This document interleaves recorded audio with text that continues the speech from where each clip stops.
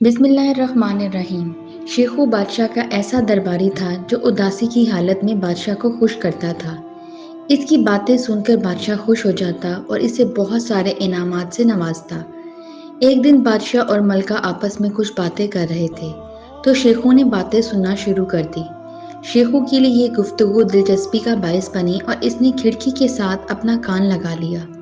اچانک وزیر نے دیکھا کہ شیخو بادشاہ اور ملکہ کی باتیں سن رہا ہے۔ وزیر نے بادشاہ کو سب بتا دیا۔ بادشاہ کو شیخو پر بہت غصہ آیا اور حکم دیا کہ اس کو اذیت ناک سزا دی جائے۔ وزیر نے بادشاہ کو مشورہ دیا کہ سب سے اذیت ناک سزا یہ ہے کہ شیخو کو بغیر کپڑوں کے ایک سرد خانے میں قید کیا جائے۔ چنانچہ شیخو کو ایک مجرم کے ساتھ سرد خانے میں قید کیا گیا۔ صبح جب بادشاہ کے آدمیوں نے سرد خانہ کھولا تو وہ یہ دیکھ کر حیران ہو گئے کہ ایک مجرم تو سردی کی وجہ سے مرا پڑا ہے مگر شیخو کو کچھ بھی نہیں ہوا۔ درباری نے بادشاہ کو رپورٹ پیش کی کہ شیخو ابھی بھی زندہ ہے۔ بادشاہ نے کہا ایسا کیسے ممکن ہے؟ کمرے میں سخت سردی ہوتی ہے اور اس کے پاس اپنے آپ کو اوڑھنے کے لیے کپڑے بھی نہیں ہیں۔ بادشاہ نے دوبارہ شیخو کو ایک مجرم کے ساتھ سرد خانے میں قید کر دیا۔ 24 گھنٹے کے بعد درباریوں نے جب سرد خانہ کھولا تو وہ دوسرا مجرم بھی سردی کی وجہ سے اکڑ کر مرا پڑا تھا جبکہ شیخو اس کی لاش کے ساتھ بیٹھا تھا۔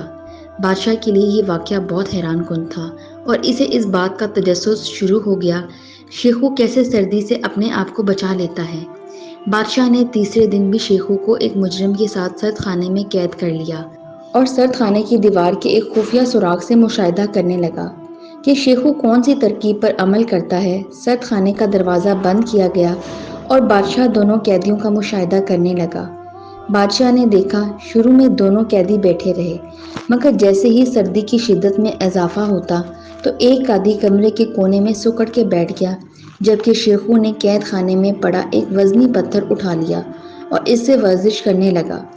ورزش سے اس کے جسم کا درجہ حرارت بڑھ جاتا اور سردی محسوس نہ ہوتی۔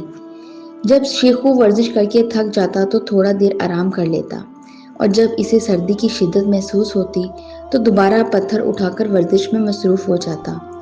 اسی طرح ساری رات اس نے یہ سلسلہ جاری رکھا اور سردی کو مات دیتے ہوئے زندہ رہا جبکہ دوسرا قیدی کونے میں پڑا رہا اور اکڑ کر مر گیا۔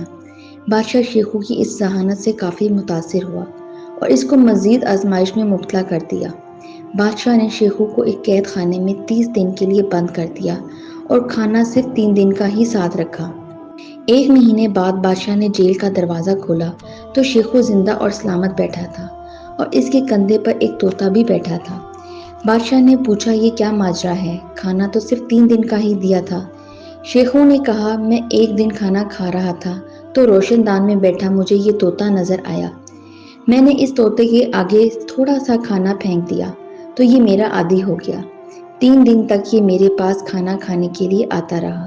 پھر جب ایک دن یہ آیا تو میرے پاس کچھ نہیں تھا، یہ واپس چلا گیا اور کچھ دیر بعد ایک کھجور توڑ کے لے آیا۔ بس اس دن سے اسے معلوم ہو چکا کہ میں اس کا محتاج ہوں۔